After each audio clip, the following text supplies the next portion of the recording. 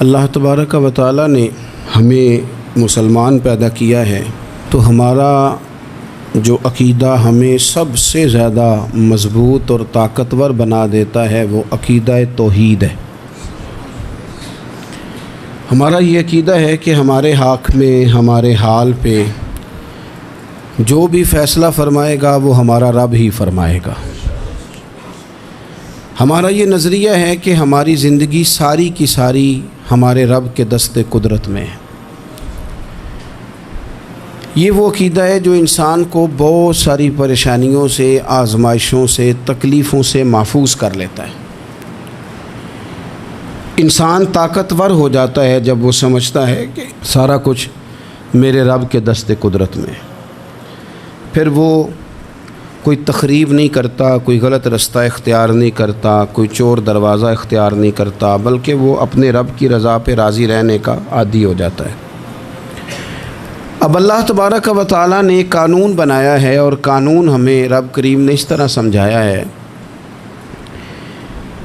کہ یہ ضروری نہیں ہے کہ جو تم طلب کر رہے ہو یا جو تم چاہ رہے ہو وہی ہو، اور وہ ہو تو وہ تمہارے حق میں بہتر بھی ہو۔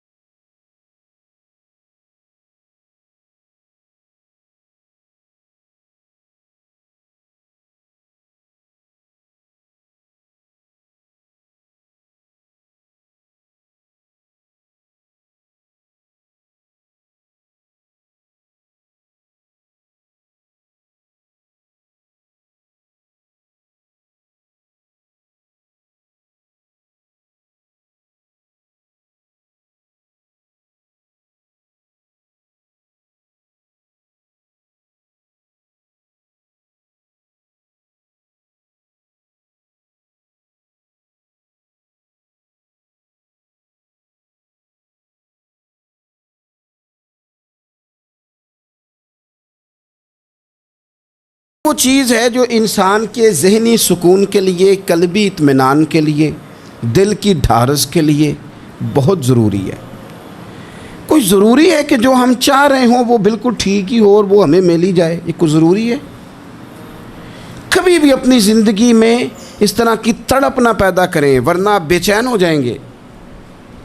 آپ کی زبان پر کئی شکوے آئیں گے، کئی شکایتیں آئیں گی، آپ بہت ساری جگہوں پہ نافرمانی والے جملے بول دیں گے معاذ اللہ۔ بس رب جو فیصلہ کرے اس پہ راضی رہنا سیکھیں۔ میں نے قرآن مجید کی آیت پڑھی ہے سورہ انبیاء میں سے، ذرا دیکھیے میرے رب کریم نے قانون کیا بیان کیا۔ فرما کل نفس ذائقۃ الموت، ہر جان نے موت کا ذائقہ چکھنا ہے۔ یہ پہلے یہ جملہ کہا،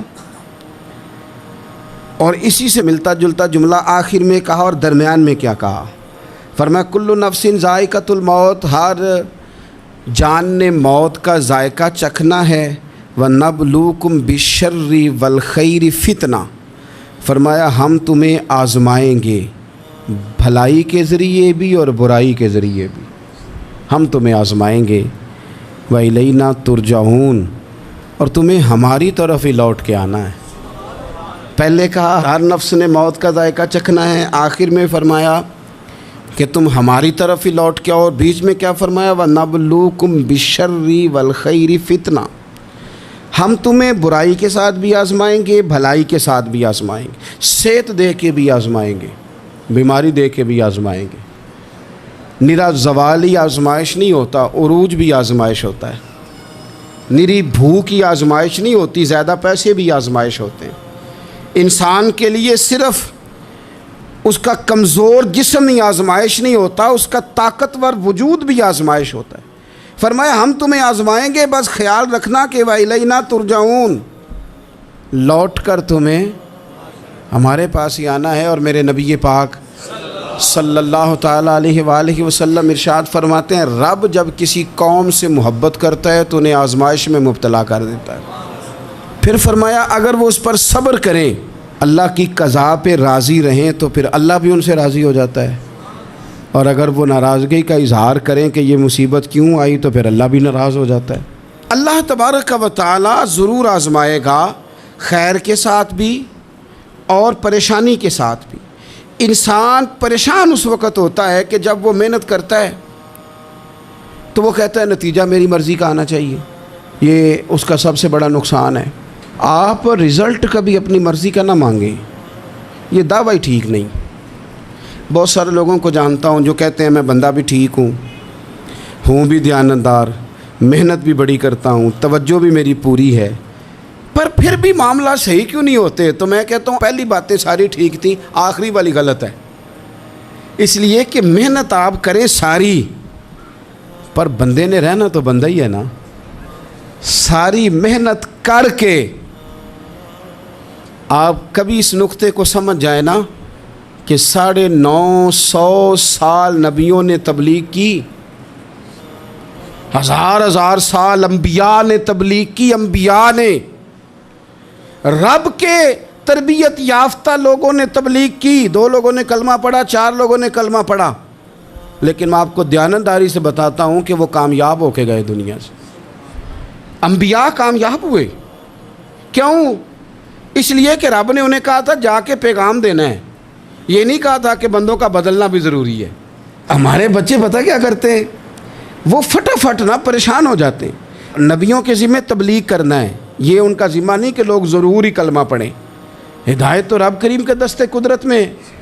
انبیاء خلوص سے، للہیت سے جد و جہد کرتے رہے، لیکن انہوں نے یہ نہیں کہا کہ مالک اتنی محنت کی ہے بندے ٹھیک نہیں ہوتے، یہ نہیں کہا انہوں نے، اس لیے کہ جو ان کی ڈیوٹی تھی انہوں نے ڈیوٹی صحیح کی۔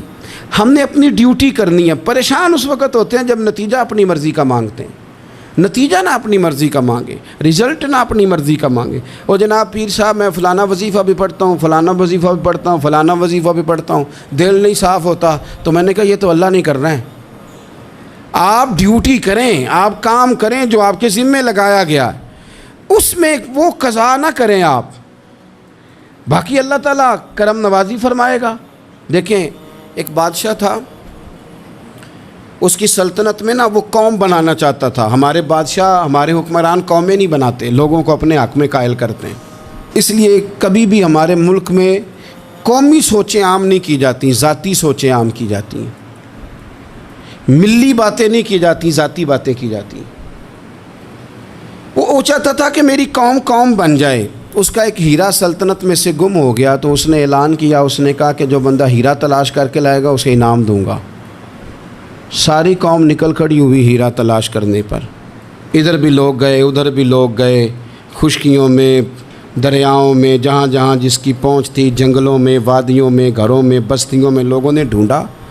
ساری قوم ایک ہیرا تلاش کر رہی ہے۔ بالآخر سب لوگ جمع ہو گئے ایک میدان میں۔ ایک بندہ اوپر چڑھا بادشاہ کے پاس، وہ اونچی جگہ پہ کھڑا تھا، اس نے کہا جناب یہ ہیرا مل گیا ہے۔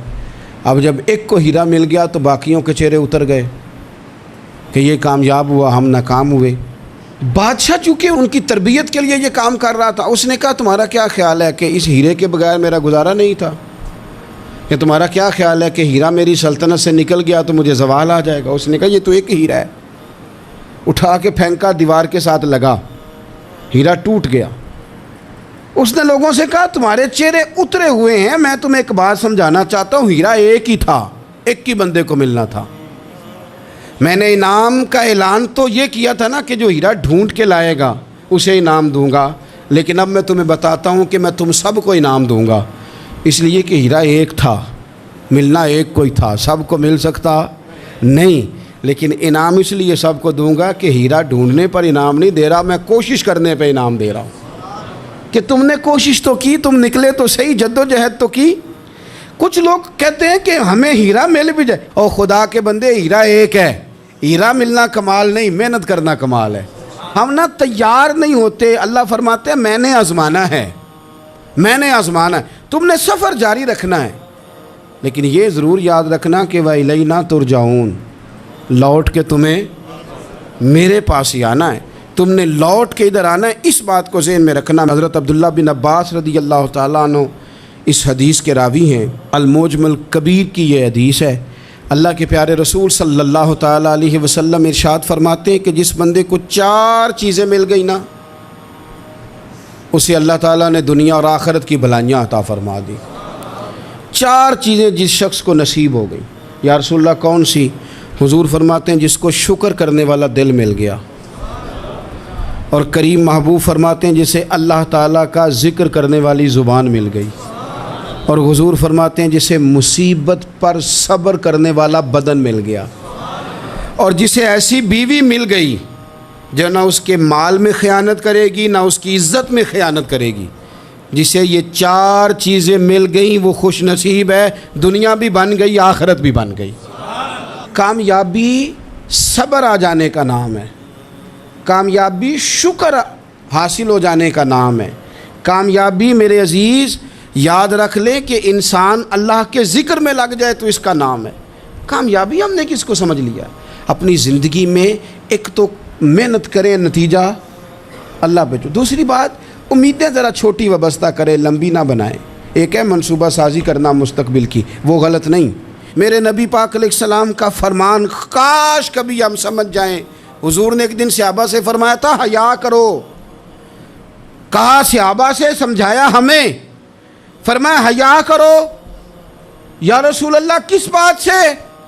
فرمایا وہ والا مال کماتے ہو جو کھا ہی نہیں سکتے، اور وہ والے مکانات بناتے ہو جن میں تم رہ ہی نہیں سکتے، اور ان چیزوں کا سوال کرتے ہو جن کی تمہیں ضرورت ہی نہیں۔ اتنے لمبے محلات، اتنا لمبا چوڑا مال، اتنا لمبا چوڑا پیسہ، اتنی لمبی امیدیں، اتنی لمبی داستانیں، انسان کمزور ہو جاتا ہے، ساری زندگی حساب کتاب میں بیت جاتی ہے۔ دیکھیں نا حضور علیہ السلام نے فرمایا یہ جو غریب لوگ ہیں نا، یہ مالداروں سے 50,000 سال پہلے جنت میں داخل ہو جائیں گے۔ کیوں؟ اس لیے کہ جس کے بیگ زیادہ ہوتے ہیں نا، ایئرپورٹ پہ پھنس جاتا ہے، الجھ جاتا ہے، وہ کبھی ایک آیا، دوسرا نہیں آیا، تیسرا نہیں آیا، چوتھا نہیں آیا۔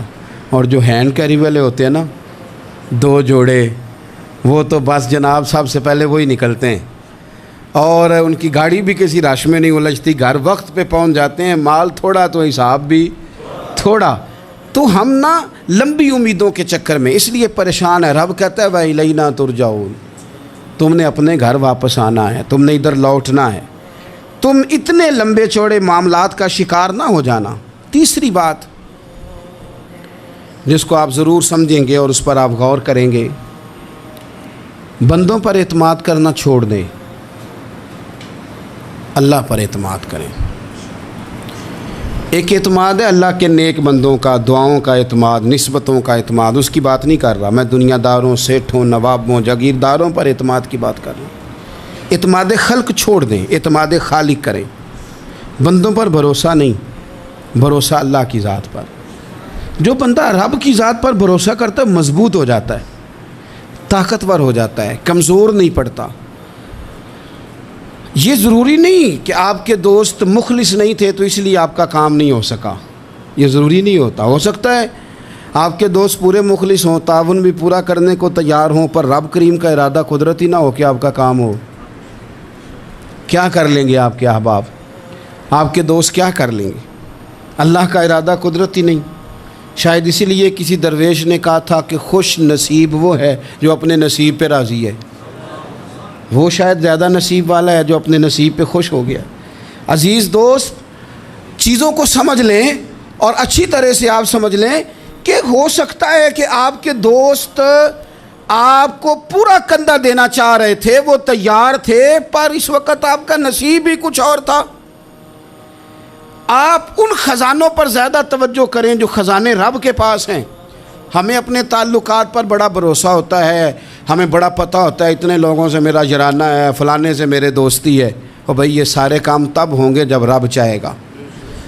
بہترین ڈاکٹر کے پاس جا کے دوا کھا لے میرے عزیز، شفا تبھی ہوگی جب میرا اللہ چاہے گا۔ سارے ٹیسٹ کر لیے ہیں ڈاکٹر نے مریض کے، ساری رپورٹیں آ گئی ہیں، ہر چیز ٹھیک ہے، لیکن نہ وہ کھا پاتا ہے، نہ وہ سو پاتا ہے، نہ وہ چل پاتا ہے، نہ وہ ہنس پاتا ہے۔ اس نے پوری دنیا جہاں تک اس کی دوڑ تھی اس نے لگا لی، لیکن لازمی نتیجہ یہ نکلتا ہے کہ اسے کہنا پڑتا ہے کہ ہوگا وہی جو میرا رب چاہے گا۔ اس لیے جو خزانے میری جیب میں آپ کی جیب میں ہیں، جو تعلقات ہمارے ہیں، ان تعلقات پر بھروسہ نہ کرو، بلکہ وہ خزانے جو اللہ کے پاس ہیں ان پر بھروسہ کریں، آپ مضبوط ہو جائیں گے۔ داتا گنج بخش علی اجویری قربان جائیں، گنج بخش فیض عالم مظہر نور نا کی سارا پیر کامل اور کامل آرا رہنما۔ اس ملک کے وطن عزیز کا جو لوگ حسن ہے نا، ان میں بڑے بڑے تارے ہیں، پر اس وطن کا جو چاند ہے وہ داتا گنج بخش علی اجویری ہے۔ داتا صاحب چاند ہیں میرے وطن کا۔ اس وطن میں جو چمکے گا وہ داتا علی اجویری سے فیض لے کے چمکے گا۔ یہ کمال ہے۔ وہ کہتے ہیں کہ علاقے میں قحط پڑ گیا تھا، گندم کا ایک دانہ لوگوں کو میسر نہیں تھا، بارش نہیں ہوئی، سالوں بیت گئے، لوگ بڑے پریشان تھے، بڑی آزمائش میں تھے، ہر بندہ تکلیف میں تھا۔ بازار میں لوگ آتے تھے تو سہمے سہمے سے، ڈرے ڈرے سے، پریشان سے۔ قحط ہے، آزمائش ہے، مجبوری ہے، جانور بھوکوں مر رہے ہیں۔ اللہ تبارک و تعالیٰ کی طرف سے لوگوں پر ایک آزمائش ہے، لوگ صبر کر رہے ہیں۔ کہتے ہیں کہ غلام بازار آیا تھالا لے کے کچھ خریدنے، آیا بھی تو اٹکیلیاں کرتا، اور چیزیں خریدی تو ہنستے ہوئے، اور جانے لگا تو مسکراتے ہوئے۔ پریشانیوں میں، دکھوں میں کو بندہ اگر اس طرح ہنسے تو بعضوں کا طبیعت چڑ جاتی ہے کہ یار ہم پریشان ہیں، تجھے کس بات کی خوشیاں چڑھی ہوئی ہیں۔ کہتے ہیں لوگوں نے بازو تھام کے غصے سے کہا تو اتنا خوش کیوں ہے جب سارا شہر پریشان ہے، سارا ملک آزمائش میں ہے، تو اتنا کیوں ہنس رہا ہے؟ کہنے لگا تم ہوگے پریشان، میں جس کا غلام ہوں نا، میرا جو آقا ہے، اس نے اپنے برتن بڑے پہلے گندم سے بھر لیے تھے، میرے آقا کے بڑولے بھرے ہوئے ہیں، لہذا میں کسی پریشانی میں نہیں ہوں، خوش ہوں۔ داتا علی اجویری رحمۃ اللہ علیہ کمال کر گئے، سید حجویر مخدوم امم۔ داتا صاحب فرماتے ہیں اگر تیرا اور میرا رب کے خزانوں پر اتنا بھی یقین ہو جائے نا جتنا اس غلام کا اپنے آقا کے خزانے پہ ہے، تو پھر ہم ہر وقت رو کے نہ دکھائیں، پھر ہر وقت ہم غربتوں کے رونے نہ روئیں، پھر ہر وقت ہم یہ مایوسیوں کی کہانیاں نہ سنائیں۔ لوگ اگر کہیں کہ بڑے دکھ ہیں، بڑی آزمائش ہے، بڑی پریشانی ہے، دنیا بڑی تکلیف میں، بیماریاں آ گئیں، آفتیں آ گئیں، تو بندہ مومن ہنس کے کہتا ہے تم پریشان ہوگے، ہم تو جس رب کے ماننے والے ہیں اس کے خزانے بھرے ہوئے ہیں، اور ہمارا رب عطا کرتا ہے تو پھر اپنے کرم سے اس طرح عطا کرتا ہے کہ وَيَرْزُقْهُ مِنْ حَيْثُ لَا يَحْتَسِبُ۔ وہ کہتے ہیں میں اتنا دوں گا اور وہاں سے دوں گا کہ تجھے خبر بھی نہیں ہوگی، میں تجھے وہاں سے دوں گا کہ تو نے کبھی سوچا بھی نہیں ہوگا۔ آپ اگر چاہتے ہیں کہ زندگی سکون میں آ جائے، سکون میں، تو لوگوں کی جیبوں پہ نظر چھوڑ دیں، رب کے خزانوں پہ نگاہ جمائیں۔ اتنا نوازتا ہے، اتنا نوازتا ہے، اتنا نوازتا ہے کہ انسان حیران ہو جاتا ہے کہ مجھے اتنا بھی مل سکتا ہے۔ ایک بات یہ میرے عزیز کہ اپنی زندگی میں نا دعووں سے بچیں، دعووں سے بچیں، لفظوں اور عمل اور اٹھنے بیٹھنے، اس میں کسی بھی قسم کے تکبر سے اپنے آپ کو بچائیں۔ بندہ ہی اچھا لگتا ہے، وہ اگر دعووں پہ اتر آتا ہے نا، کہانیوں پہ اتر آتا ہے، اور داستان سرائی پہ اتر آتا ہے اور وہ لوگوں کو آئینے دکھانے شروع کر دیتا ہے اور اسے تقوی کا ہیضہ ہو جاتا ہے، نیکی کا بخار چڑھ جاتا ہے، تو پھر بھی وہ پریشان ہو جاتا ہے۔ اس لیے کہ جب انسان پرہیزگاری کی اینک لگا لے تو اسے باقی سارے لوگ گناہگار نظر آتے ہیں۔ آپ اگر سکھی رہنا چاہتے ہیں نا تو عاجزی اختیار کریں۔ کیوں کہ جب آپ عاجزی اختیار کریں گے تو آپ کو اللہ کی مخلوق اچھی لگنے لگ جائے گی، کیوں کہ آپ اپنے سے بھی کسی کو بہتر سمجھتے ہیں۔ جب تک آپ میں تکبر ہے، میں نے دیکھا ہے کہ لوگ تکبر کا شکار ہو جاتے ہیں، کسی کو جھوٹا، کسی کو بددیانت، کسی کو فراڈیا، کسی کو دھوکے باز، کسی کو ڈاکو، کسی کو چور، کسی کو غدار، کسی کو فلانا، کسی کو فلانا۔ اصل بات کیا ہے؟ اصل بات یہ ہے کہ اس شخص کے دماغ کے اندر تکبر کا سودا سما گیا، یہ کسی چکر میں پڑ گیا ہے، اس کو ہیضہ ہو گیا ہے پرہیزگاری کا۔ یہ سمجھنے لگے کہ جو میں سوچتا ہوں وہ صرف وہی ٹھیک ہے۔ تیرا یہ دعویٰ ہے کہ ساری مخلوق ٹھیک نہیں، اور میرا رب فرماتا ہے لَقَدْ خَلَقْنَا الْإِنسَانَ فِي أَحْسَنِ تَقْوِيمٍ، میں نے مخلوق بنائی بڑی سونی ہے۔ ہم نا جب یہاں آ جاتے ہیں نا، یہاں ایک شخص تھا جس کا نام تھا بلعم بن باورہ، یہ بڑا مستجاب الدعوات تھا، جو دعا مانگتا تھا اللہ قبول فرما لیتا، پرہیزگار تھا، اسم اعظم اللہ نے اسے عطا کر دیا۔ حضرت موسیٰ علیہ السلام کے دور میں حضرت موسیٰ علیہ السلام نے جب اپنی قوم کو لے کے جبارین کے خلاف جہاد شروع کیا، نکلے تو اس طرف آنا تھا جس طرف یہ رہتا تھا۔ لوگ سارے اکٹھے ہو کے اس کے پاس آئے، آ کے کہنے لگے حضرت موسیٰ علیہ السلام آ رہے ہیں اپنی قوم کو لے کے حملہ کرنے کے لیے، تو دعا کر دے، معاذ اللہ نبی کے خلاف دعا کر دے، تو بد دعا کر دے تاکہ وہ آ نہ سکیں، تیری دعائیں قبول ہوتی۔ پہلے تو کہنے لگا کہ کتنے بدبخت ہو، مجھے نبی کے خلاف بات کرنے اور دعا کرنے کا کہہ رہے ہو، معاذ اللہ، بدبخت ہو، دوڑ جاؤ۔ لیکن اللہ سے یہ توفیق مانگے کہ وہ انسان کا شعور سلامت رکھے، شعور سلام۔ حضرت سلطان باؤ رحمۃ اللہ علیہ نے اپنے دور میں کہا تھا کہ ایمان سلامت ہر کوئی مانگتا ہے، عشق سلامت کوئی، وہ تو انہوں نے کہا تھا نا۔ اور آج کیا حال ہے کہ مال سلامت ہر کوئی مانگتا ہے، تو ایمان سلامت کوئی۔ اب کہاں ایمان سے، اب تو مال سلامت مانگتے ہیں الا ماشاء اللہ۔ تو انہوں نے کہا تھا کہ ہمارے دور میں سارے ایمان کی سلامتی مانگتے ہیں اور میں عشق کی مانگتا ہوں۔ اب میں لوگوں کو کیا کہوں، میں تو یہی کہہ سکتا ہوں حضرت سلطان صاحب سے معافی لے کے کہ حضور ہونتے مال سلامت ہر کوئی منگدا ہے، تھے ایمان سلامت کوئی۔ اب تو یہ حال ہو گیا۔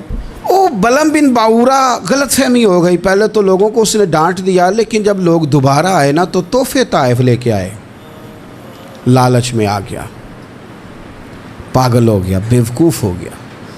ہرس ہوس یہ کہیں کا نہیں چھوڑتا انسان کو۔ لوگ نیک لوگوں سے بھی دینداری کا رشتہ نہیں بناتے، دنیا داری کا بنا لیتے۔ وہاں سے بھی مال ڈھونڈتے ہیں جہاں آ کے انہیں دنیا بھول جانی چاہیے تھی۔ مال آیا، دولت لے کے آئے لوگ، انہوں نے تحفے طائف دیے، وہ کہنے لگا ٹھیک ہے، پہلے ڈانٹ رہا تھا کہ نبی کے خلاف میں بد دعا کروں اور اب تیار ہو گیا، معاذ اللہ۔ گدھے پہ بیٹھ کے یا گدی پہ بیٹھ کے جا رہا ہے کہ پہاڑ پہ چڑھ کے حضرت موسیٰ علیہ السلام اور ان کی قوم کے خلاف معاذ اللہ بد دعا کرتا ہوں، تو رستے میں جاتے ہوئے نا گدی نے منہ پھیر کے کہا کہ باز آ جا۔ گدی کہنے لگی تو مجھے آگے بھیجتا ہے، فرشتے مجھے پیچھے بھیج، باز آ جا۔ بڑے لوگ کانوں میں اذانیں پڑھتے ہیں کہ سیانے ہو جا، سیانہ ہو جا، لیکن جب کسی پر بدبختی غالب آتی ہے تو پھر وہ سمجھدار ہونے کو تیار نہیں ہو۔ اللہ تعالیٰ اپنی خفیہ تدبیر سے ہمیں محفوظ فرمائے۔ اللہ تعالیٰ ہمارے حق میں جب بھی فیصلہ کرے تو رحمت والا کرے، کرم والا کرے، آسانی والا کرے۔ چڑھ گیا پہاڑ پہ، اور پہاڑ پہ چڑھ کے جب اس نے ہاتھ اٹھائے، وہ لوگ جو بد دعا کرانے والے تھے وہ ساتھ ہی تھے، تو اپنے منہ سے لفظ نکالتا ہے حضرت موسیٰ کے خلاف معاذ اللہ، لیکن وہ لفظ اپنی قوم کے خلاف نکلتے ہیں۔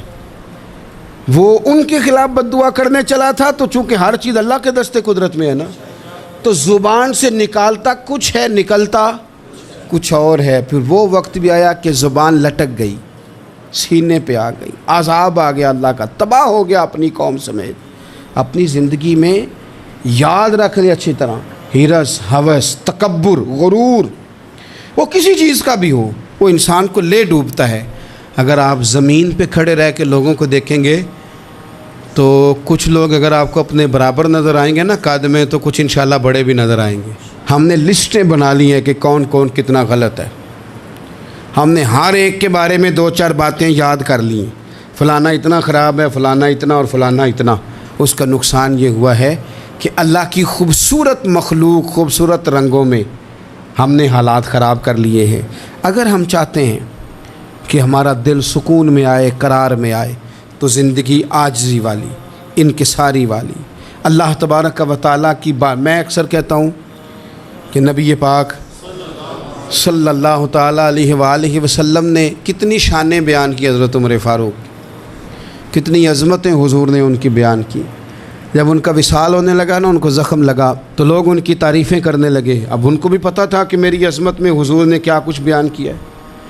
لوگ ان کی تعریف کرنے لگے، امیر المومنین آپ کو یہ کمال حاصل ہے۔ تو حضرت عمر فرمانے لگے دعا کرو بس میری نیکی اور بدیاں برابر برابر ہو جائیں، نیکیاں اور بدیاں برابر ہو جائیں، میں کسی درجے کا خواہش مند نہیں، بس یہ چاہتا ہوں کہ یہ عاجزی کا حسن دیکھیں، انکساری کا یہ درجہ دیکھیں۔ فرماتے ہیں بس یار معافی دے دے نا، وہ معاف کر دے، پھر تو بات بن گئی۔ میں جلسوں پہ، اجتماعات پہ جاتا ہوں تو ایک رواج بن گیا ہے، لوگ بڑی بڑی قطاروں میں پھول لے کے کھڑے ہو جاتے ہیں اور گاڑیوں میں پھینکتے ہیں۔ تو میں اپنے سنگیوں سے کہتا ہوں کہ اگر تو قیامت میں بھی ایک پھول مل گیا نا، تو پھر تو یہ سارے استقبال کام آ گئے۔ اور اگر وہاں کھڑا کر لیا گیا نا، صحیح حدیث میں حضور نے فرمایا ہے کہ کچھ سوالوں کے لیے بندے کو محشر کے میدان میں کھڑا کر لیا جائے گا۔ ان سوالوں میں سے ایک سوال یہ بھی ہوگا کہ بتا اپنے علم پر عمل کتنا کیا تھا۔ تو میں نے کہا اگر تو روک لیے گئے تو پھر ان پھولوں کا کیا بنے گا، پھر تو آزمائش میں آ جائیں گے۔ اللہم استرنا بسترک الجمیل استغفر اللہ ربی من کل ذنب واتوب الیہ۔ اے اللہ، جو غلطیاں یاد ہیں ان سے بھی توبہ کرتے ہیں، جو بھول گئی ہیں ان سے بھی توبہ کرتے ہیں، جو ظاہر ہے ان سے بھی توبہ کرتے ہیں، جو چھپی ہوئی ہیں تیرا اور ہمارا راز ہے ہم ان سے بھی توبہ کرتے ہیں۔ مالک، جہاں جہاں جس جس مقام پر جس جس لحاظ سے عمدن یا سہون بول کر، لہجے سے اور اشارے کنائے سے بھی کہیں کو تیری نافرمانی کر بیٹھے ہیں تو اس سے بھی تیری پناہ میں آتے ہیں۔ اپنی پناہ میں رکھیو، اپنی پناہ میں ہمیں ایمان کی موت دیجیو، اور صبح قیامت اپنے محبوب کی شفاعت ہمارے حق میں قبول فرمائیو۔